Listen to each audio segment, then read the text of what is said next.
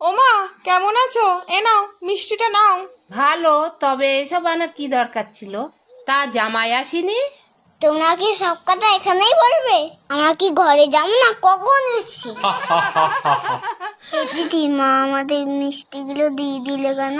আমার জন্য তো কিছুই লাগলো না। আরে পাগল, তুই শুভ বিজয়ের সবাইকে প্রণাম কর, তাহলে তোকেও মিষ্টি দেবে। দেখি মা একটু। থাক থাক মা, ভালো থাকিস। শুভ বিজয় প্রণাম করো সবাই। এ দিদি, কই মিষ্টি দিলে না তো?